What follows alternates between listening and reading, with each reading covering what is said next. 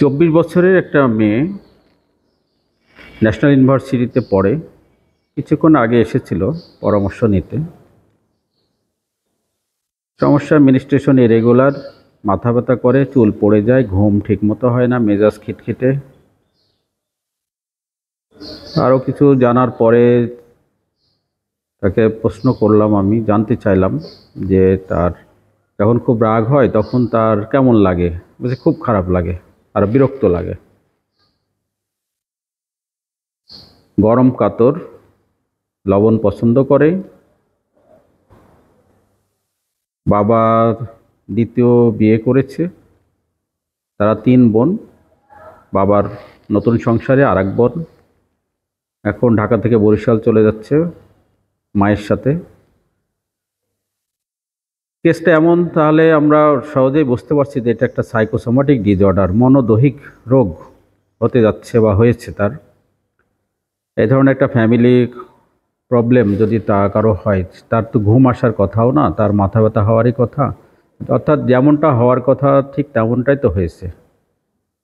আমি doctor Anwar H বিশ্বাস, clinical social worker এবং professional social worker.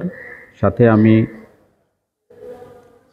Community medicine বিভাগ, সরকারি হোমিওপ্যাথিক মেডিকেল কলেজের প্রভাষক হিসাবে দায়িত্ব পালন করছি।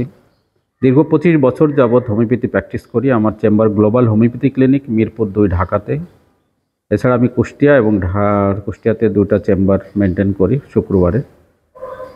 তো এই ধরনের একটা সমস্যা যখন একটা মেয়ের মধ্যে আসে, তখন আমাদের মেডিসিন সিলেকশন করা সহজই হয়ে যায়। আমরা যদি ভালো হোমিওপ্যাথি বুঝি, হোমিওপ্যাথির জ্ঞান থাকে, আমাদের মেডিসিন আমরা চয়েস করে দিলাম ন্যাট্রামিওর LM পটেন্সিতে, LM2 আপাতত দিনে 2 বার, এবং তার আলট্রাসোনোগ্রাম করতে দিয়েছি এবং তার হরমোন টেস্টটা করতে দিয়েছি, T3, T4, TSH। অনেক সময় থাইরয়েড হরমোনের ডিসঅর্ডারের কারণেও এ ধরনের সমস্যা বা লক্ষণগুলো দেখা দেয়। মানসিক সমস্যার সাথে সাথে হরমোনাল যে পরিবর্তন হয়, এটা দেখার জন্য আমি পরীক্ষাটা দিয়েছি।